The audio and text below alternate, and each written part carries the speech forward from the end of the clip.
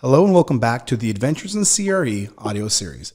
Today we're joined by guest Alex Zikakis. Let's get started. Welcome to the Adventures in CRE audio series. Join Michael Belasco and Spencer Burton as they pull back the curtain on everything commercial real estate and introduce you to some of the top minds in the industry.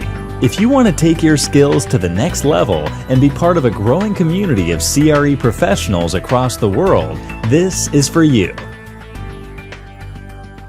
All right, you guys, welcome back to the audio series. We're super excited today, and we've got an amazing guest today. Michael, I'm going to dish it over to you to kind of get things rolling for us. Yeah, so I am very excited to have Mr. Alex Zikakis on our audio series today. I have a lot of actual personal experience with Alex, as I actually interned with him during my time at grad school when I was at Cornell.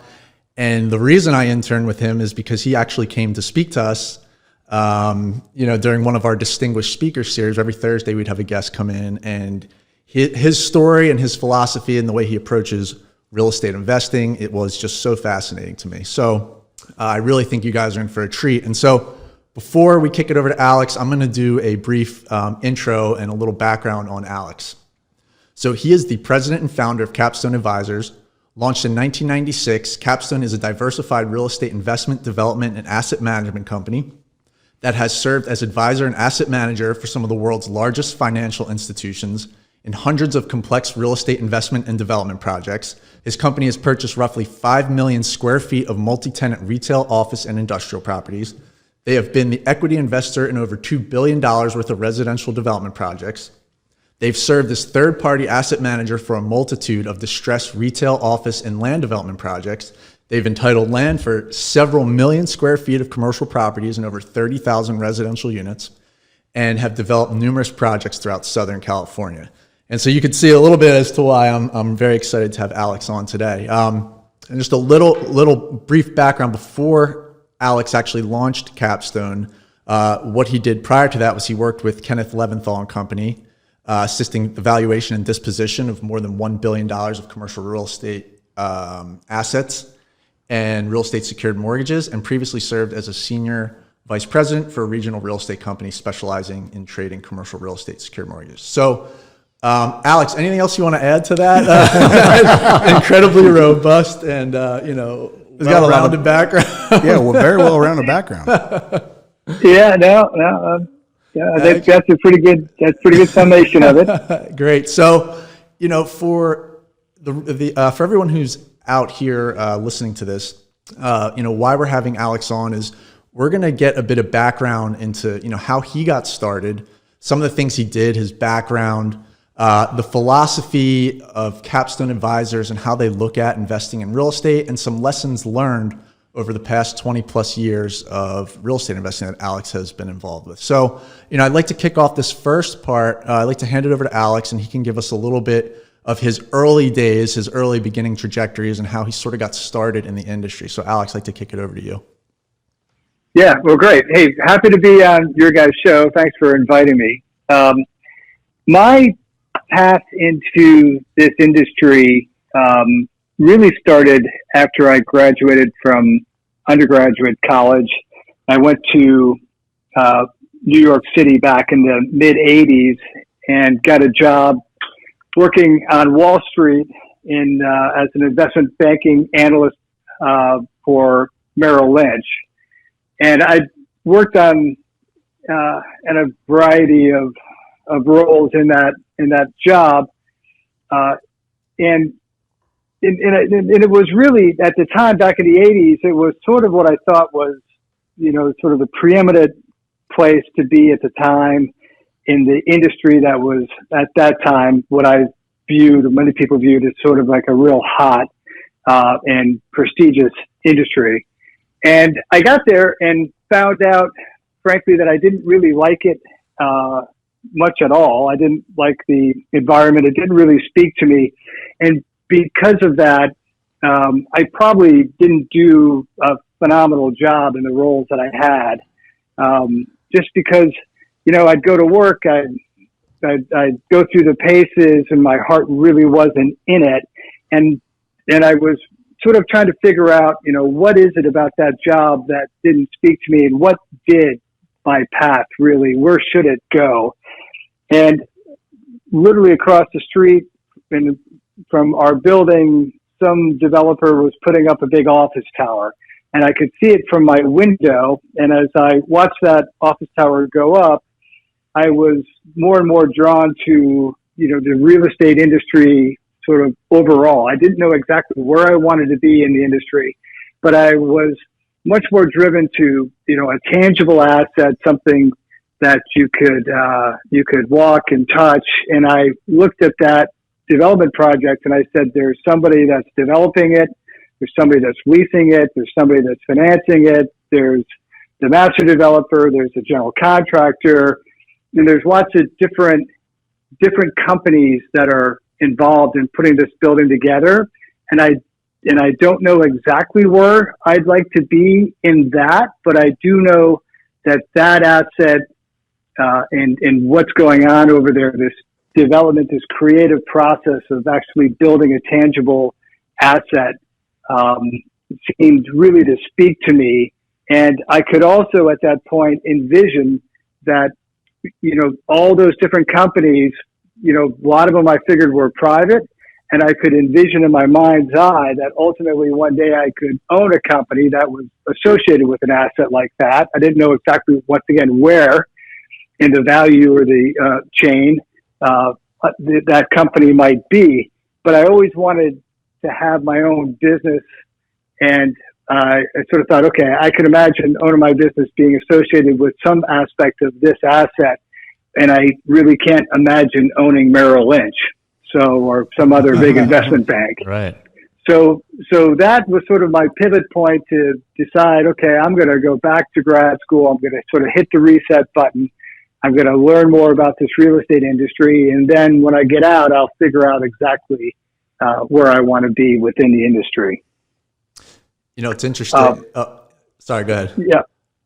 So I got out, and and my timing was such that when I was going into grad school to leave sort of a prestigious industry, the banking world, to make a transition into the real estate arena.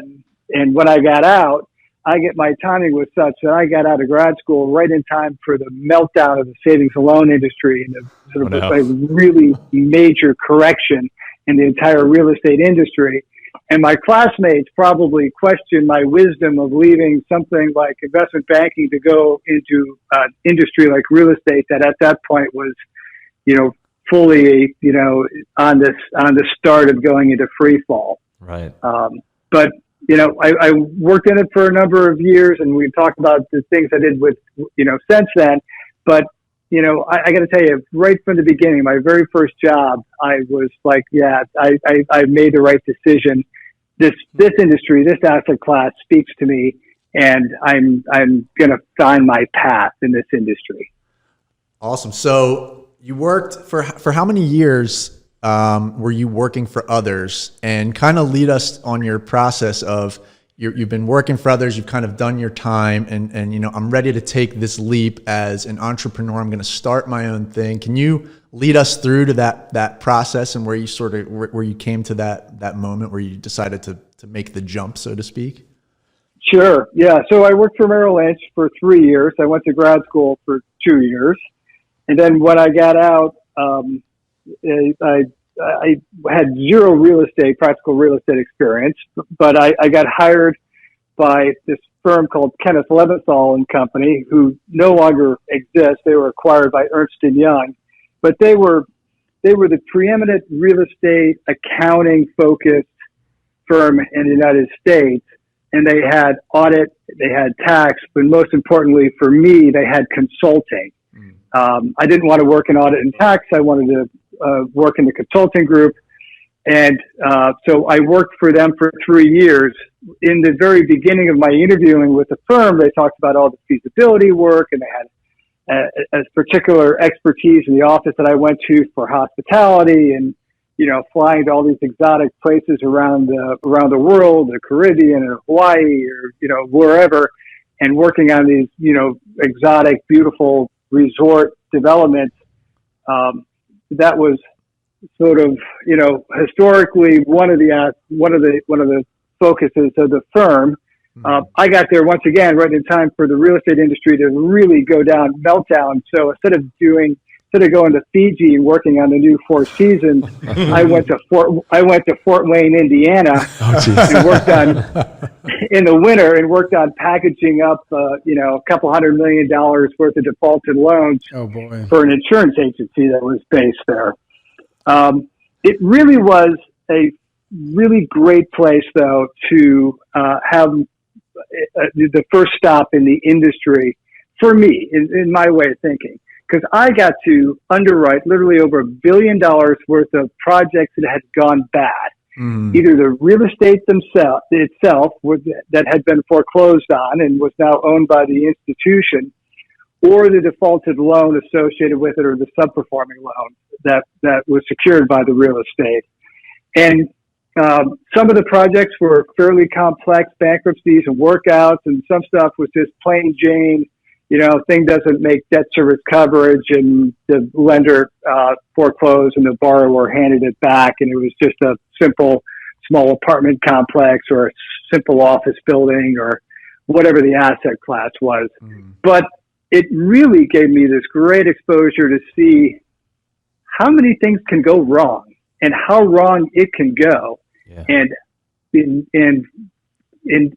what the prior owners had done right, what they had done wrong, how much of it was just general market forces, what leads to despair in the real estate industry for all these different assets, and where was the value used to be, and sort of where had it got crushed down to.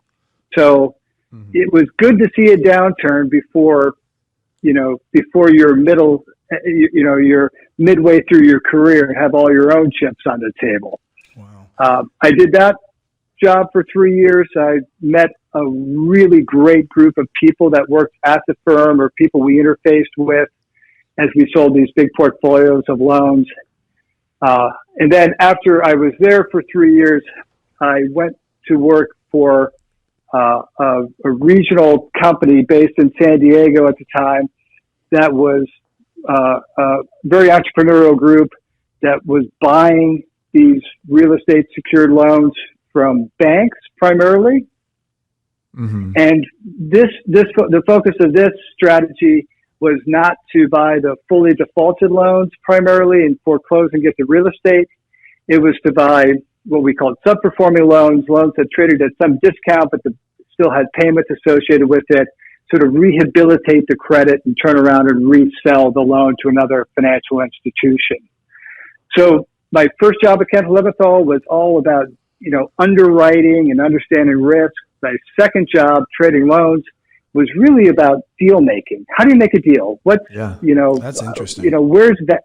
How do you trade? How do you make a deal? How do you put a deal together? So it was in a very entrepreneurial setup. So it went from how to resolve a disaster to, now you're on the precipice, how to resolve it before it goes there. And so and in the process, you're making tons of connections, it sounds like, and you're really seeing the downside of real estate. It's funny because most people that I think I know, their experience is, the cycle. So that's fascinating. I just wanted to comment there. It's like, to reiterate, that's sort of your process was all on the downside and disasters. Like you're cutting your teeth in your early years there with all the trouble. Yeah, I'm cutting it in once again, I'm learning how to underwrite. I'm learning how to deal with, pretty sophisticated buying groups, and learn how to package big portfolios of assets for, distressed buyers to buy. And then, when I traded mortgages, it was all about, how do you get to a deal where you make money, right? How do you just put a deal together and transact? And it was a lot less about the underwriting. The underwriting was a lot simpler. It was just about how do you bid it? How do you, go out and find the right buyer for it? What do you need to do to sort of create the value and trade and move on? And that was super educational as well. I worked at that firm doing that work for 3 years. So, I only had 6 years of, tangentially relevant real estate experience before I decided that's all the experience I needed, and I was going to, leave my paycheck and my job and go off on my own. And, I look back at it all these years later and I'm so glad I didn't know what I didn't know. So what led you to that moment? Was there an opportunity that you saw? Was it just, I have confidence in myself, I'm just going to go and figure it out? I mean, how did you make the decision at that time to say, all right, I know what I need to know? Was there something on the other side that you could latch onto, or what was the decision process? There was just this, whether it was misplaced or not, I just had a lot of confidence that, I'm going to figure out how to make my way. I was recently married. I had my wife and I had our oldest son was 2. My wife was pregnant with our second child. We had a mortgage payment. We still had student loans from grad school and a car payment. And I had what I figured about 8 months worth of money in the bank. And I sort of thought about it and said, well, my downside is I feel pretty good that I'll be able to get a job if this thing doesn't work out, and I'll be able to do it within some reasonable period of time. And I also thought life isn't going to get any cheaper the longer I wait, right? The kids are going to get more expensive, and I just was like, I'm ready to go. I'm ready to give this thing a shot, and I'm hopeful that it'll work out. But the other part of it was, and if it doesn't work out, it's not going to be the end of the world, right? I'll find some place to go back and get a paycheck again. Yeah. So I looked at, what's my downside? My downside is, all right, I deplete whatever savings I have, and I've got to go back and hustle into a new job. And, what's my potential upside? And I figured that was, my upside was a lot greater than my downside. All right. So you've made this decision. You've decided to leave this company. You have nothing in front of you other than this vision and this belief in yourself. So walk us through, and this is going to be. Well, I did have something else fundamentally important, which was I had relationships. Right. Wow. I had spent 6 years in touching a lot of different parts of the industry, meeting a lot of very interesting people. And I had a good network of relationships that I had cultivated in a lot of the people back from my Kenneth Leventhal days were dispersed into a variety of other firms. I had met a lot of people, trading mortgages. So I just, I had a couple of guys that I had been friends with from Kenneth Leventhal. I had worked with them. I had not done a deal with them. I had never been in a two-sided transaction with them. But I had some friends of mine that were on Wall Street, and they were running equity for one of the big investment banks. And we used to compare notes about what we were looking at and buying, and where I was working and what they were buying. And, and I had a loose conversation with these guys. I said, hey, if I went off on my own and I found a good deal, would you guys back me? And they said, well, yeah, I mean, depending on what deal, yeah, you found a good deal. Yeah, we would talk to you about it. And that was the summation of what I had. I had no deal lined up. I had no agreement with them lined up. I had no terms, but I just had a belief that through this network and in a belief that, we could find a way to put something together. I could find a way either with them or with someone like them. That's what I had. Okay. And you had 8 months of runway according to your calculations here. Yep. All right. Yep. So here you are now. Okay. You have your relationships. You've just left. Tell us about what your thought process was for, okay, I think I have everything I need, so to speak, at least in the capacity that you told us.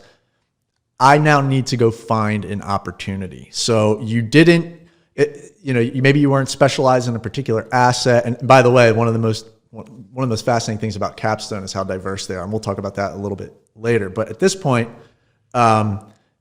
you're not honed in on a particular location, or maybe you are. You're not honed in on a particular asset that you have, expertise in, so to speak, because you've niche specialized. And so what was your process? How did you go about finding an opportunity? And tell us sort of the next process here about getting there to that first deal. Okay. So at this point, the real estate markets or, the fundamentals are starting to heal themselves. It's been years of that there has been any new construction that's been brought online because it was so overbuilt a lot of the cleansing through the different asset classes was just starting to take place. So there was still a lot of distressed assets all over the United States. Really, there was a disbalance between the amount of assets that needed to be brought back and rehabilitated and the amount of capital that was available to do it. So unlike today there's a tremendous amount of capital, not so many opportunities generally, right? Mm-hmm. Yeah. Yep. Because there's a lot of capital in the world and capital has been chasing real estate. It's been a long, good cycle. So, people have raised a lot of money. They've been buying assets. Asset values are pretty full right now. Yeah, and on top of that, Spencer and I were talking about this earlier, the marketing of these assets. You can have an asset in Gary, Indiana, and you're in San Diego, you'll see it, right? And you could be in South Korea and you hear about this asset in Gary, Indiana, instantly when it hits the market. Yeah, I mean, that's a different world today than it was in the past. Right? Yeah, when I was doing this was, I don't want to age myself too much, but this is kind of pre-internet, right? I mean, there's no good information flow. There's no desktop review. There's no CoStar. There's no Google Earth, right? Information is really tough to get.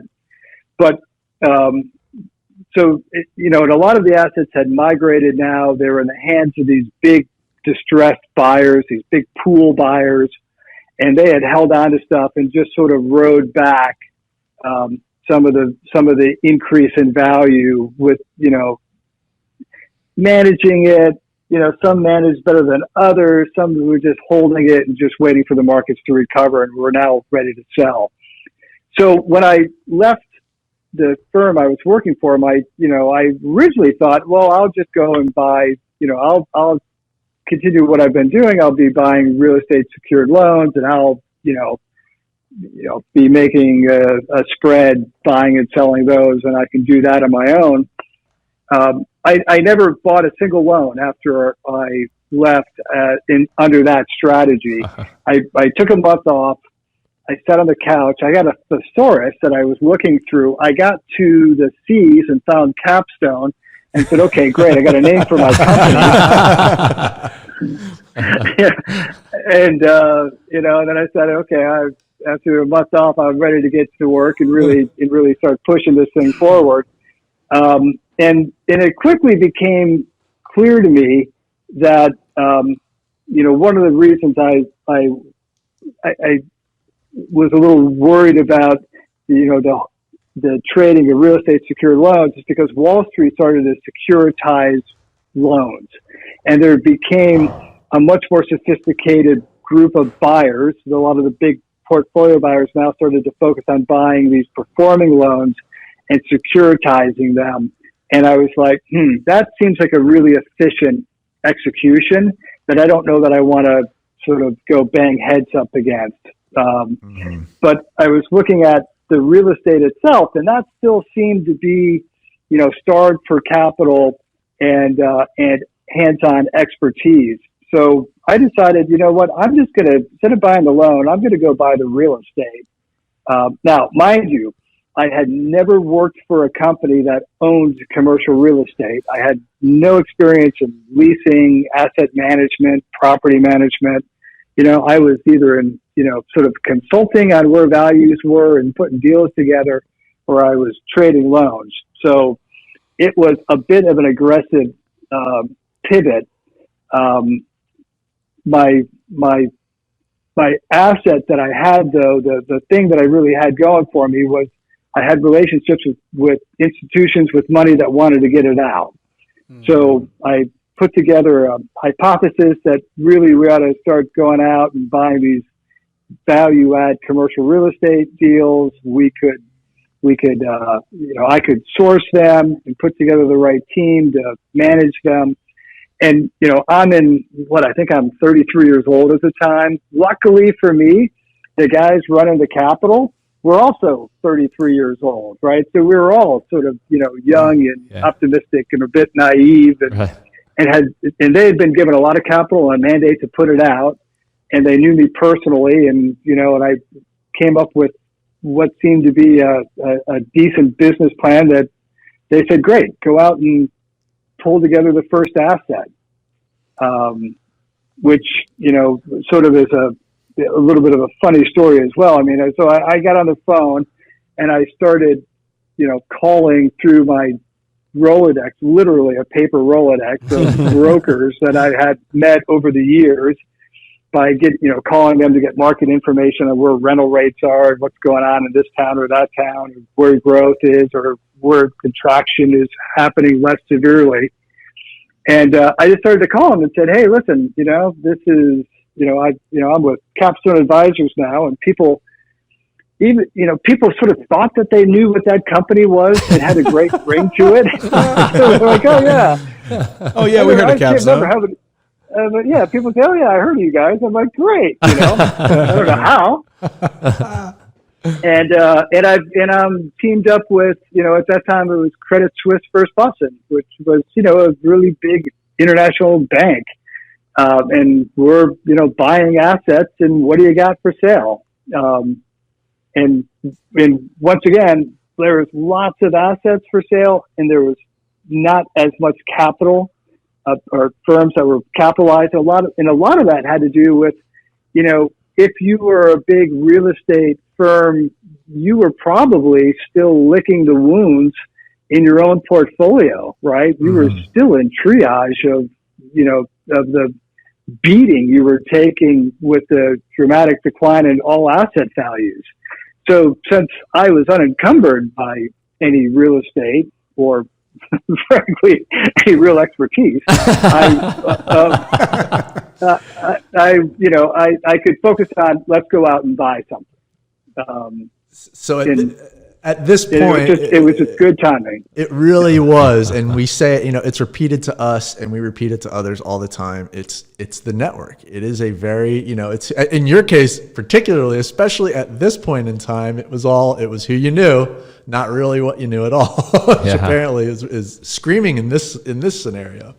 Yeah, so I'm dying to find out. Oh, I'm sorry. Go ahead. Yeah, I mean it's who you know, and then I wasn't without complete knowledge of the assets, right? I hadn't run them, but one of the things that I think is super important for my career as it has unfolded is just being really curious about a wide variety of things and really spending time in devouring information, and that information is, generally what's going on in the economy, what's going on demographically, where are the flows of capital moving, where it seems to be the greatest in-migration versus people moving away from an area, either geographically or a sector. I read a lot of really diverse information and then try to synthesize that into, okay, now how can I put all that together and distill it down into an actionable plan in my industry, or figure out even what part of the industry I should apply that to, and then how do I execute some strategy based on that. So, it was clear to me the worst of the market value declines were over. We were in for general recovery. The economy was doing better, and it was super clear that a lot of assets hadn't been actively managed because they had been, through some period of distress and frozen or subpar ownership. And if you could deliver capital and roll up your sleeves and do what a good, healthy firm that's managing those assets normally would do if unencumbered, you could ride the recovery and ride asset value recovery. So once you sort of had that framework, it really, it was sort of the easy part was executing at the asset level in that environment. All right, guys. Hey, thank you for tuning in to this episode of the audio series. We're actually going to split this into 2 parts, and we will see you on the next episode. Thanks for tuning into this episode of the Adventures in CRE audio series. For show notes and additional resources, head over to www.adventuresincre.com/audio series. Would you like to learn real estate financial modeling in a matter of weeks and do it with zero guesswork? If so, the a.cre Accelerator is for you. The Accelerator is a step-by-step, case-based program designed to teach you exactly what you need to know and in the order you need to know it, so you can gain both the knowledge and experience to take your career to the next level. To see if the Accelerator is right for you, go to www.adventuresincre.com/accelerator.